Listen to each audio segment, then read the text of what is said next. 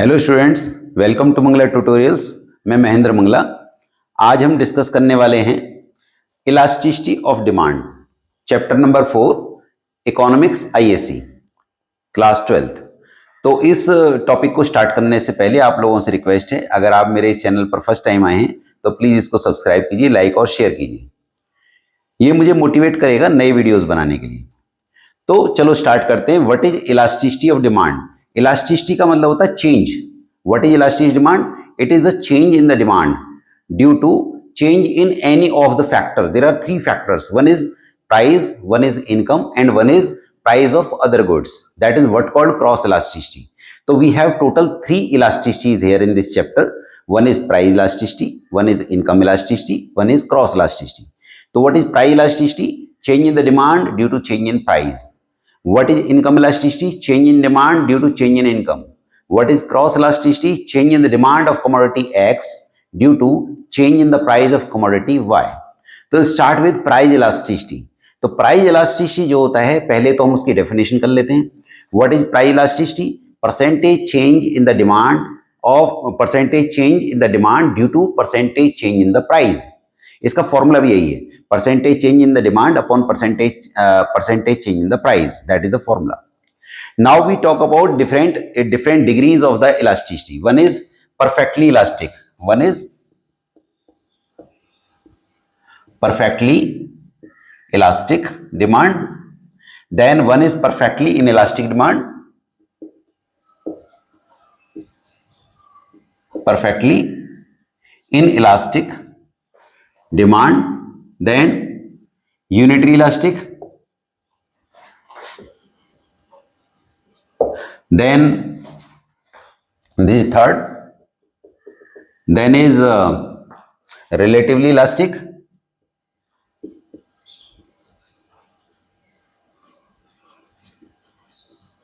and relatively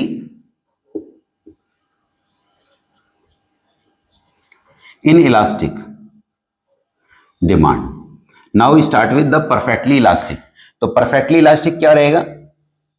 perfectly elastic रहेगा अगर हमने यहाँ पे लिया प्राइस और यहाँ पे हमने लिया क्वांटिटी, तो perfectly elastic is this.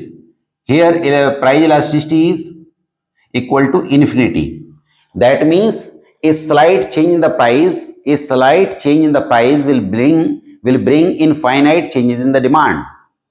That is what called perfectly elastic demand. हम ये भी कह सकते हैं, a buyer is ready to buy any quantity at a given price but nothing at a slightly higher price. Price आप हल्का सा बढ़ा दीजिए, डिमांड जीरो, तो ये इनफाइनाइट चेंज है। या प्राइस आप थोड़ा सा कम कर दीजिए तो डिमांड इतनी ज्यादा होगी कि आपके पास उतना सामान नहीं होगा। तो there will be infinite changes in the demand. So any quantity can be bought at a given price. इसलिए हम प्राइस चेंज ही नहीं करेंगे, क्योंकि प्राइस चेंज होने से डिमांड में एक्सट्रीम चेंजेस आएंगे। That's why not change the price. आपने कहा सर अच्छी तो बात है, प्राइस थोड़ा सा कम कर दीजिए, डिमांड बहुत ज्यादा बढ़ जाएगी। पर बढ़ेगी तो सही, पर आपके पास सामान उतना नहीं होगा। That is the part of perfect competition, क्योंकि you are a small seller here. तो नेक्स्ट इज आपका परफेक्टली इनइलास्टिक डिमांड। तो परफेक्टली इनइलास्टिक का मतलब चेंजेस ही नहीं आ रहे हैं डिमांड में। तो आपने यहाँ लिया प्राइस, यहाँ लिया आपने क्वांटिटी, तो ये जो लाइन है this is what called perfectly inelastic. मतलब डिमांड चेंज नहीं हो रही, प्राइस यहाँ था तब भी क्वांटिटी उतनी ही थी, प्राइस बढ़ गया, प्राइस P से P1 हो गया तब भी आपकी क्वांटिटी उतनी ही है, प्राइस P से P2 हो गया मतलब प्राइस गिर गया तभी भी आपकी क्वांटिटी उतनी ही है। It is in case of inexpensive goods like match box, salt etcetera, क्योंकि उनकी डिमांड जो है चेंज नहीं होती चाहे प्राइस चेंज हो जाए। यूनिटरी इलास्टिक क्या रहेगा? यूनिटरी इलास्टिक का मतलब है इक्वल चेंज आना, लाइक प्राइस और यहाँ क्वांटिटी।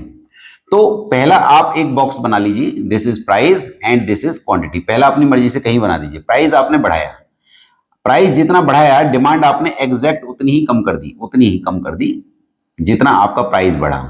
तो इक्वल चेंज आ रहा है, मतलब जितना आपका प्राइस बढ़ा P से P1 उतना ही क्वांटिटी कम हो गया Q से Q1। आपने कहा सर हम ऐसे भी बना सकते हैं कि प्राइस को गिराएं और डिमांड को बढ़ाएं, बिल्कुल बना सकते हैं।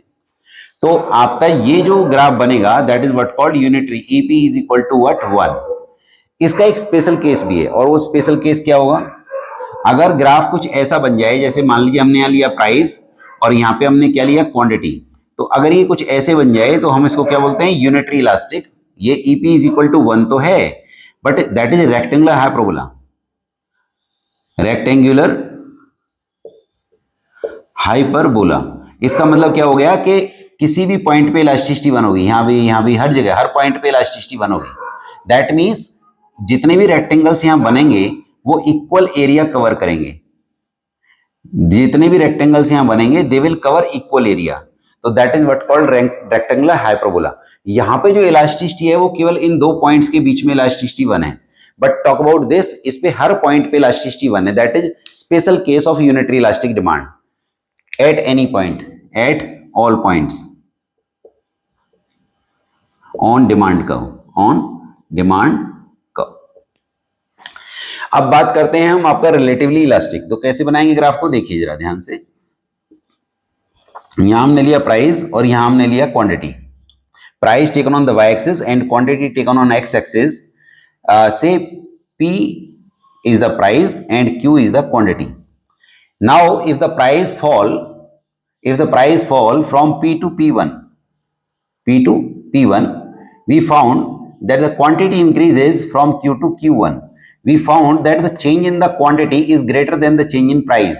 So that is what called, क्या बोलेंगे हम इसको, that is what called EP is greater than 1, because it is relatively elastic, because change in demand is greater than the change in price.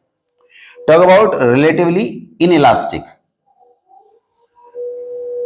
Price, and this is what called quantity. P is the price and Q is the quantity. P and Q. Price fall from P to P1, but the quantity increases from Q to Q1. But we found that the change in demand is less than the change in price. So that is what called relatively inelastic demand. EP is what? Less than 1. So the change in demand is less than the change in price. So these are the different degrees of elasticity in the price elasticity. Done? So what we will say, I will define, there will be infinite change in the demand due to change in price. There will not be any change in the demand due to change in price when the change in demand is equal to change in price, when the change in demand is greater than change in price, when the change in demand is less than change in price. So these are the different degrees of price elasticity of demand. Now we talk about the next topic. What are the methods? What are the methods of elasticity? So one is point method and one is आपका percentage method. Now percentage क्या हम arc elasticity कह सकते हैं, तो one is point elasticity. What is point elasticity? Point elasticity says when the elasticity can be measured on the point on the demand curve is what called point elasticity. मैं repeat कर देता हूं, जब हम किसी point पे elasticity check करते हैं तो that is what called point elasticity. When we check the elasticity on a finite range, that is what called arc elasticity. तो in arc elasticity we have two methods, और जो point elasticity we have only one method, that is point method. But in arc elasticity where we check the elasticity between two finite ranges, that is what called arc elasticity. In arc elasticity we have two methods, one is percentage method, one is total expenditure method. We'll start with percentage method. So percentage method, what is percentage method? Percentage method.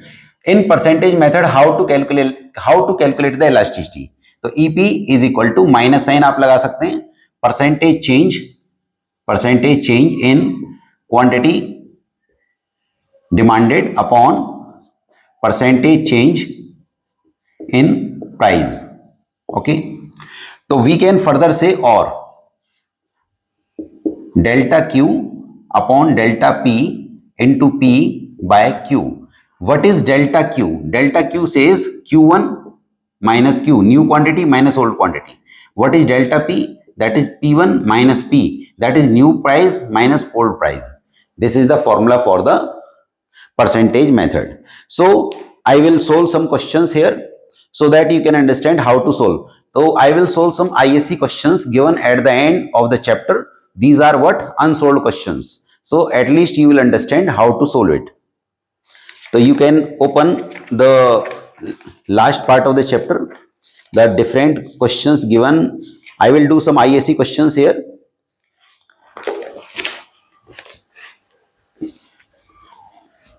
based on the percentage method.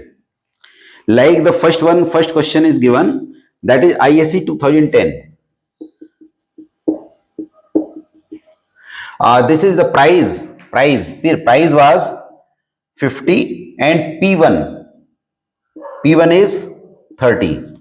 Quantity was 200. Now the Q1 is 220. Now I have to find the elasticity. What is the formula? I will write EP is equal to minus sign before delta Q upon delta P into P by Q. Now see, what is delta Q here? 220 minus 200. It comes 20 upon what is delta P? 30 minus 50. It comes minus 20 and minus sign before as per the formula into P. What is P? 50 and what is Q? That is 200. तो minus से minus cut हो जाएगा, 20 बन जा and 50 बन जा, 54 जा, 1/4 comes 0.25 is the elasticity. That is the answer. Clear? Next ISC question is question number 5, that is ISC 2012. This is ISC 2012. ISC 2012 question from this chapter is calculate the quantity demanded of the commodity when the price increases from 4 to 6. P कितना है? 4 and P1 कितना है? 6. The original quantity was 40. Q कितना था? 40.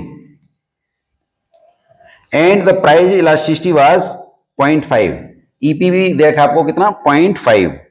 और आपको निकालना क्या है? Quantity demanded when the price increases from 4 to 6. That means we have to find out Q1. So how to do it? तो 0.5 अपॉन 1, बिकॉज इलास्टिसिटी आपका पॉजिटिव है. पॉजिटिव कब आता है? जब हम स्टार्टिंग में माइनस लगा देते हैं. तो we will put minus here so that answer will be positive. Delta Q कितना है? Let the new quantity be X. तो डेल्टा कैसे निकलता है? Q1 minus Q. It comes X minus 40 upon what is delta P? That is 6 minus 4. That comes 2 into P by Q. So it comes 2 1 ja 2 2 ja 2 1 ja 220. Now it will be 0.5 upon 1 is equal to minus sign जब आगे रहता है, जब starting में minus लगाते हैं तो इसको कहां से किससे मल्टीप्लाई करते हैं? न्यूमरेटर से. याद रखिएगा, डिनोमिनेटर के साथ नहीं रहेगा, ये न्यूमरेटर के साथ रहेगा. तो अगर मैं माइनस को इसके साथ मल्टीप्लाई करता हूं, it comes minus x plus 40. देखो मैथ के अकॉर्डिंग अगर आप इस माइनस को एक्स के साथ इंटू करेंगे तो माइनस एक्स, माइनस को आप यहां माइनस के साथ इंटू करेंगे तो क्या हो जाएगा? प्लस 40 अपॉन ये 20 सेम रहेगा. अब क्रॉस मल्टीप्लाई कर देते हैं. It comes minus x plus 40 is equal to 20 into 0.5 comes 10. तो माइनस एक्स, अब एक्स को उधर ले जाइए आप, एक्स पॉजिटिव हो जाएगा, इज इक्वल टू 40 ही रहने दीजिए, 10 को यहां लेके आइए माइनस 10. तो what is x value of x? That comes 30 units. That is the answer, 30 units. So this way you can solve the questions. Okay, next part of the chapter will be, अगला topic हमारा है total expenditure method. Total expenditure method. तो हम total expenditure method में क्या करेंगे? हम this was given by Marshall. Expenditure method was given by Marshall. तो ही टोल्ड कि we will see the price and the expenditure. Price, quantity and expenditure. He told 3 situations.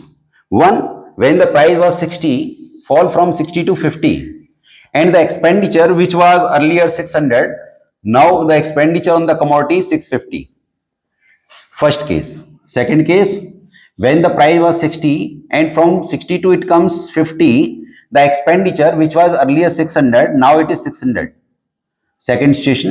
Third situation, the price was 60, now fall from 60 to 50, and the expenditure which was earlier 600, now it is 550.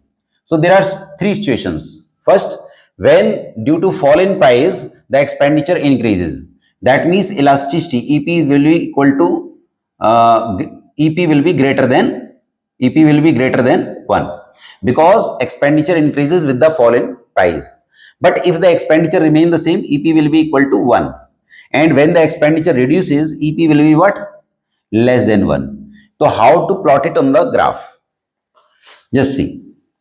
We will make all the three graphs in one graph. That is, we will take price here and we will take total expenditure here, total expenditure. So it will be like this. Zone 1, zone 2 and zone 3. Just see, at this point the price was this and the expenditure was this. When the price fall, we found that the expenditure increases. देखो हमने expenditure को कहाँ लिया है? X axis पे. X axis पे लिया है तो हम क्या करेंगे कि अगर प्राइस गिरा, P से P1 हो गया तो क्या हुआ? प्राइस यहां से था, एक्सपेंडिचर इतना था, प्राइस गिरने से एक्सपेंडिचर बढ़ा तो EP will be what? EP will be greater than 1. अभी मैंने आपको बताया था अगर एक्सपेंडिचर बढ़ जाता है प्राइस फॉल होने से तो हम बोलेंगे ग्रेटर देन 1.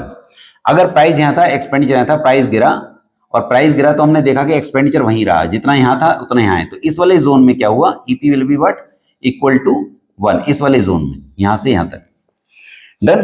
टॉक अबाउट यहां पे अगर मान लो प्राइस यहां था, एक्सपेंडिचर यहां था, प्राइस गिरा और प्राइस गिरने से एक्सपेंडिचर भी गिर गया, तो इसका मतलब क्या हुआ कि इस वाले जोन में EP will be what? Less than 1. It was given by Marshall. Clear? So P1, P2 and P3. तो नेक्स्ट पार्ट हम करते हैं, दैट इज पॉइंट मेथड. अगला जो मेथड है वो है हमारा पॉइंट मेथड.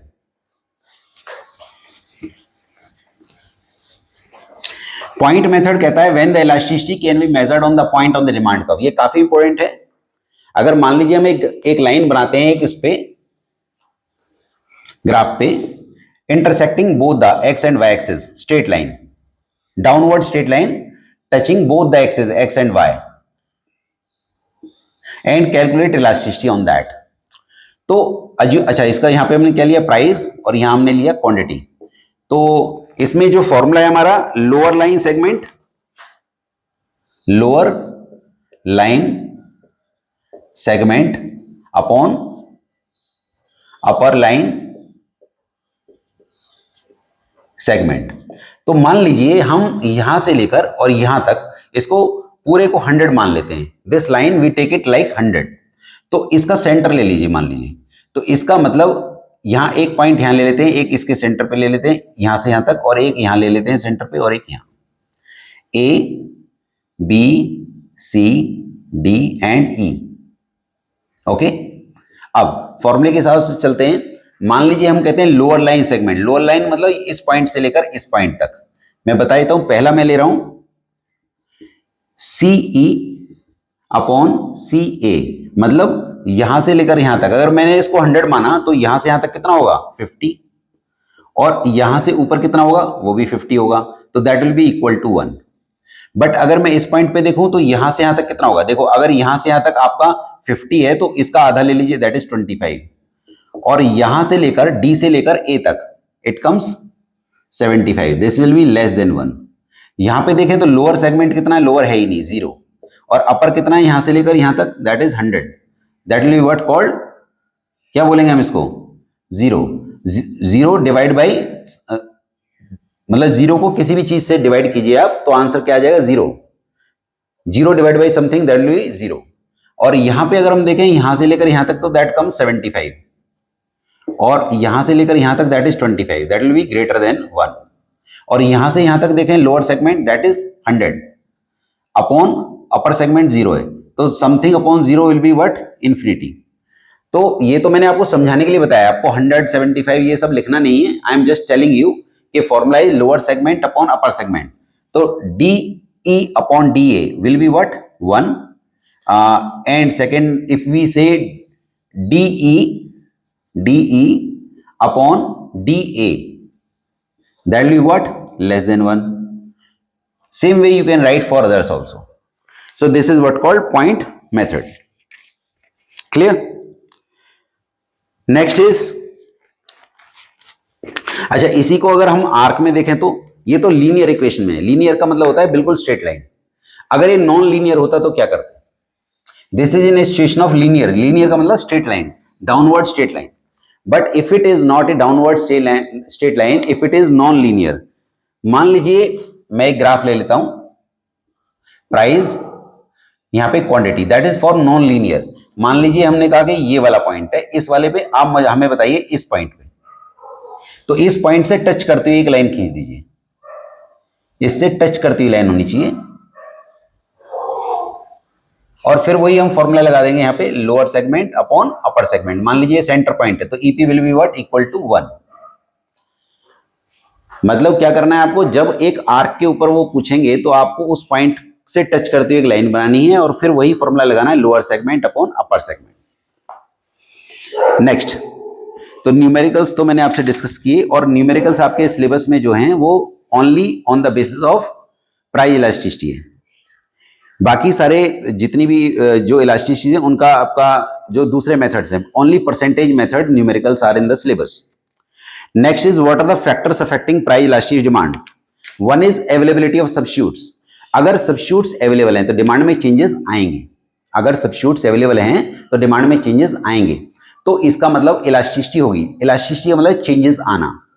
चेंजेस आना, चाहे डिमांड बढ़े वो भी इलास्टिसिटी है, डिमांड घट जाए वो भी इलास्टिसिटी है. बट अगर डिमांड चेंज ना हो या कम हो तो लेस इलास्टिक है. तो अगर सब्स्टिट्यूट्स अवेलेबल हैं, सब्स्टिट्यूट्स अवेलेबल है मतलब कॉम्पिटिटर्स हैं, सब्स्टिट्यूट्स अवेलेबल हैं तो डिमांड में चेंजेस आएंगे मतलब इलास्टिक, और अगर सब्स्टिट्यूट अवेलेबल नहीं है तो कम चेंजेस आएंगे मतलब in elastic. Talk about nature of the commodity. अगर वो जो कमोडिटी आपकी है बेसिक नेसेसिटी है, मतलब जैसे मान लीजिए गैस का सिलेंडर है, बेसिक नेसेसिटी है, तो उस केस में डिमांड में चेंजेस नहीं आएंगे या बहुत कम आएंगे, तो दैट इज इनइलास्टिक. बट अगर वो लग्जूरियस थिंग है तो उसमें चेंजेस आएंगे मतलब elastic. Talk about proportion of income spend. अगर आप अपनी जो इनकम स्पेंड करते हैं, अगर आप एक बड़ा हिस्सा, अपनी इनकम का एक बड़ा हिस्सा स्पेंड करते हैं उस कमोडिटी पे, और उसके प्राइस में चेंज आ जाता है, तो डिमांड में चेंजेस आएंगे, क्योंकि आप अपनी इनकम का एक बड़ा हिस्सा स्पेंड करते हैं. बट अगर आप अपनी इनकम का बहुत छोटा सा हिस्सा स्पेंड करते हैं, मान लीजिए आप अपनी इनकम का कितना हिस्सा एक्लेयर्स की टॉफी पे खर्च करते हैं, जरा ट्राई टू मतलब सोचिए, बहुत कम, तो इसका मतलब डिमांड में ज्यादा चेंजेस नहीं आएंगे. अगर थोड़ी महंगी भी होगी तो आप खरीद लोगे, केयर नहीं करोगे. बट अगर आपकी इनकम का एक बड़ा हिस्सा उसी चीज पे जाता है तो फिर आप केयर करोगे. तब आप देखोगे कि अगर महंगा हो गया है तो कम खरीद लेते हैं, सस्ता हो गया है तो ज्यादा. Next is number of uses of the commodity. अगर किसी कमोडिटी का एक सिंगल यूज है तो कम चेंजेस आएंगे, और अगर वेराइटी ऑफ यूजेस हैं तो थोड़े ज्यादा चेंजेस आएंगे. जैसे किसी कमोडिटी के बहुत सारे यूजेस हैं, तो जब वो महंगी हो जाएगी तो हम उसके यूजेस को कम कर लेंगे, जो मोर इंपोर्टेंट पर्पज है उसके लिए यूज करेंगे. Next is time factor. Very short time period में डिमांड में changes, very short time period में डिमांड में चेंजेस नहीं आते हैं, आप खरीद ही लेते हो, ज्यादा केयर नहीं करते, यार भाई इमरजेंसी है खरीद लो. तो अगर ऐसी सिचुएशन है तो क्या बोलेंगे हम उसको, इनइलास्टिक. और अगर मान लीजिए आपके पास टाइम है, थोड़ा ज्यादा टाइम पीरियड है, तो फिर डिमांड में चेंजेस आएंगे मतलब elastic. Talk about possibility of postponement. अगर कोई ऐसी कमोडिटी है जिसको आप पोस्टपोन कर सकते हैं, जिसके कंजम्पशन को, तो फिर डिमांड में मतलब चेंजेस आए मतलब इलास्टिक. और पोस्टपोन नहीं कर सकते. अब मान लो गैस का सिलेंडर खत्म हो गया, अब आप ये बोलेंगे यार पोस्टपोन कर दो डिमांड को, फिर खाना कैसे खाओगे, तो इसका मतलब पोस्टपोन नहीं कर सकते, तो डिमांड में कम चेंजेस आएंगे या नहीं आएंगे, तो इनइलास्टिक डिमांड. Price range. अगर वो बहुत सस्ती चीज है, जैसे मैंने आपको बताया टॉफी, तो वो अगर बहुत सस्ती है तो डिमांड में ज्यादा चेंजेस नहीं आएंगे. दुकानदार बोला भैया 1 रुपए की नहीं आती, अब ये 2 रुपए की आती है, आपने कहा दे देना भाई, 1 रुपए 2 रुपए में क्या फर्क पड़ रहा है. 1 रुपए से 2 रुपए फर्क है, डबल हो गया है रेट. बट अगर मैं कहूँ गैस का सिलेंडर अब 1000 से 2000 का हो गया, अब आपको थोड़ा कंसर्न है, क्योंकि वैल्यू जो है उसका प्राइस रेंज है वो बड़ा रेंज है. छोटा रेंज है तो आप केयर नहीं करते, तो छोटे रेंज में इलास्टिसिटी कैसी होगी, इनइलास्टिक, और बड़ी प्राइस रेंज में क्या होगी, इलास्टिक. हैबिट. अगर एक बंदा हैबिचुअल है, हैबिचुअल का मतलब उसको हैबिट है भाई खरीदना ही खरीदना है, एक पर्टिकुलर क्वांटिटी का वो फिक्स है, उसे खरीदनी है, तो डिमांड कैसी होगी, इनइलास्टिक, क्योंकि वो खरीदेगा ही खरीदेगा, डिमांड में चेंजेस नहीं आएंगे, बढ़ गया तो भी उतनी ही दे दे, कम हो गया तब भी उतनी, मतलब एक फिक्स क्वांटिटी से खरीदनी है. बट अगर हैबिचुअल नहीं है तो elastic. Income of the consumer. अगर इनकम उसकी, कंज्यूमर की इनकम बहुत ज्यादा है तो वो केयर नहीं करता भाई, वो खरीद ही लेगा, तो उसकी डिमांड कैसी होगी, इनइलास्टिक. बट जो मिडिल इनकम ग्रुप है वो प्राइस को कंसर्न करता है, वो देखता है महंगा है तो थोड़ा भैया सस्ता कम दे दो, सस्ता है तो थोड़ा ज्यादा दे दो, तो इलास्टिक होगा. इंपोर्टेंस हमारे सिलेबस में नहीं है. Importance of elasticity not in the syllabus. Next is income elasticity of demand. Next topic हमारा है इनकम इलास्टिसिटी ऑफ डिमांड. तो what is income elasticity? Income elasticity is percentage change in the demand due to percentage change in the income. क्या formula रहेगा? Percentage change, और इसको बोलेंगे हम E Y. आपने कहा सर ये इनकम को वाई क्यों बोलते हैं? वाई का मतलब होता है yield, yield, yield means income. तो E Y is equal to percentage change in quantity demanded upon percentage change in income. और फॉर्मूला कैसे लगाएंगे? अगर फॉर्मूला बनाए तो इसका delta Q upon delta Y into Y by Q. Starting में minus sign नहीं लगाएंगे, ओके, बिकॉज उनमें पॉजिटिव रिलेशन है। अब इसमें एक होता है positive income elasticity, positive income elasticity. अब पॉजिटिव इनकम इलास्टिसिटी कौन से गुड्स पे होगा? नॉर्मल गुड्स पे, नॉर्मल गुड्स। और आपका एक होता है, अच्छा पॉजिटिव इनकम इलास्टिसिटी में भी इसने 3 दिए हैं, इनकम इलास्टिक, इनकम इलास्टिक, दूसरा इन्होंने दिया है income in elastic I think, और एक आपका unitary, income elastic, income in elastic, और एक दिया है यूनिटरी इलास्टिक, यूनिटरी इलास्टिक। और दूसरा होता है नेगेटिव, पॉजिटिव इनकम है negative income elasticity, negative income elasticity. और एक आपका रहेगा जीरो, एक आपका क्या रहेगा? जीरो इनकम इलास्टिसिटी, पहला, दूसरा, और third is what? Zero income elasticity. चलो हम डिस्कस करते हैं। सबसे पहली बात करते हैं price positive income elasticity. Positive income elasticity कब रहेगी? For normal goods.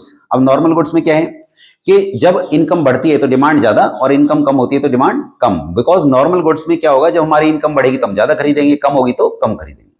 तो कैसा रिलेशन है? पॉजिटिव। पॉजिटिव का मतलब है दोनों सेम डायरेक्शन में जाएंगे, प्राइस बढ़ा, डिमांड, सॉरी इनकम बढ़ा, डिमांड बढ़ी, इनकम घटा, डिमांड घटी। अब पॉजिटिव 3 टाइप की होगी, income elastic, income in elastic, unitary. तो इसको जरा ध्यान से देखिएगा। इलास्टिक का मतलब ज्यादा चेंजेस आना, when the change in demand is more than the change in income. Change in demand is more than change in income. Change in demand is less than the change in income. Change in demand is equal to change in income. मैं repeat कर देता हूं, आपका जो positive income elasticity है it is for normal goods.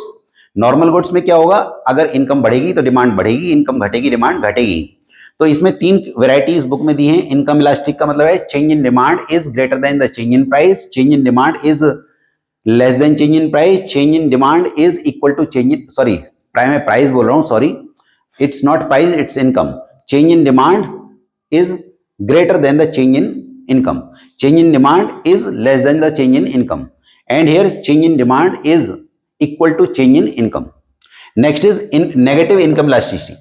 Negative income elasticity कौन से goods पे होगा? inferior गुड्स पे, inferior गुड्स। inferior गुड्स का मतलब लो क्वालिटी गुड्स।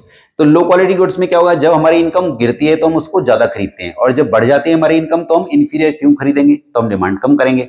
तो कैसा रिलेशन है? उल्टा। अगर एक बढ़ेगा, मान लीजिए इनकम बढ़ेगी तो demand for inferior will fall, और अगर इनकम फॉल होगी तो demand for inferior will rise. तो what will say negative income elasticity क्या कहती है? When the demand increases due to fall in income, तो ये नेगेटिव इनकम इलास्टिसिटी मानी जाएगी, that is for the inferior goods. Zero income elasticity is for inexpensive goods. कौन से goods पे? Inexpensive goods, inexpensive goods. आपने कहा सर ये क्या है? जैसे मान लीजिए इनएक्सपेंसिव का मतलब इंफीरियर नहीं होता, इनएक्सपेंसिव का मतलब सस्ते। जैसे सॉल्ट, टाटा सॉल्ट है, लो क्वालिटी थोड़ी है, क्वालिटी तो अच्छी है, बट वो उसका प्राइस कम है। मैच बॉक्स, अच्छी क्वालिटी का मैच बॉक्स ले लीजिए, तो दैट इज लो क्वालिटी नहीं है, but that is quite cheap. तो इनएक्सपेंसिव गुड्स पे क्या होगा कि इनकम के बढ़ने या घटने से डिमांड में चेंज नहीं आएगा, there is no change in the demand due to the change in the income, that is what called zero income elasticity. तो positive is for normal goods, negative is for inferior goods, and zero is for inexpensive goods. तो यहाँ पे positive relation same direction, यहाँ उल्टा direction, जब income बढ़ेगी तो demand घटेगी, इनकम घटेगी तो डिमांड बढ़ेगी, that is for inferior goods. Clear? अब हम नेक्स्ट पे चलते हैं। नेक्स्ट हमारा है क्रॉस इलास्टिसिटी, क्रॉस इलास्टिसिटी। तो what is cross elasticity? Cross elasticity says percentage change in the demand of commodity X due to percentage change in the price of commodity Y, मतलब demand good X की और price good Y का। तो यहां पे हम बोलेंगे EXY, EXY, that means cross elasticity, percentage change in quantity of commodity X upon percentage change in price of commodity Y। Done. वैसे फॉर्मूला क्या लगाएंगे हम? Delta Q upon delta P into P by Q। अब क्या करेंगे हम? Q के साथ छोटा सा x लिख दीजिए और P के साथ छोटा सा y लिख दीजिए। ऐसे ही यहां पे y और यहां पे x और यहां पे EXY है। क्लियर? नेक्स्ट इज हमारे इसके टाइप्स। पॉजिटिव क्रॉस इलास्टिसिटी, पहला है क्या? Positive cross elasticity. Positive cross elasticity कौन से गुड्स के लिए रहेगा आपका? There are two type of, जैसे हम रिलेटेड गुड्स की बात करते हैं तो substitute goods and complementary goods. तो सब्स्टिट्यूट गुड्स जो होते हैं उनके साथ कौन सा रहेगा आपका? Positive cross elasticity. Positive cross elasticity किस कौन से गुड्स पे होगा? Substitute goods like tea and coffee. और नेगेटिव किसके लिए होगा? नेगेटिव क्रॉस इलास्टिसिटी कौन से गुड्स पे होगा? Complementary goods like car and petrol. और जीरो कब रहेगा? Zero cross elasticity, zero cross elasticity रहेगा when two goods are not related to each other. जब दो गुड एक दूसरे से रिलेटेड नहीं है। तो अगर हम बात करते हैं what is positive cross elasticity, that is what called substitute goods. Positive कैसे है? मान लो टी का रेट बढ़ा तो टी के रेट बढ़ने से टी के कुछ कस्टमर्स कॉफी की तरफ चले जाएंगे, तो टी का तो रेट बढ़ा और कॉफी की डिमांड बढ़ गई। टी का रेट बढ़ने से कॉफी की डिमांड बढ़ गई, तो that is what called positive cross. Positive मतलब सेम डायरेक्शन। यहां पे नेगेटिव क्या होगा? अगर पेट्रोल का रेट बढ़ गया, पेट्रोल का रेट बढ़ा और पेट्रोल के रेट बढ़ने से कार की डिमांड गिर गई, तो दोनों में उल्टा रिलेशन चल रहा है, एक बढ़ा दूसरा घटा, एक घटा तो दूसरा बढ़ा। तो negative cross elasticity is for the complementary goods like car and petrol. And zero cross elasticity when the two goods जो एक दूसरे से बिल्कुल भी लिंक नहीं है। मान लीजिए price of tea and demand for watches, there is no relation, so that is what called zero cross elasticity. Hope so मैंने आप लोगों से ये पूरा चैप्टर डिस्कस किया है। आप लोगों को वीडियो पसंद आएगा, hope so. Thank you so much for watching my video.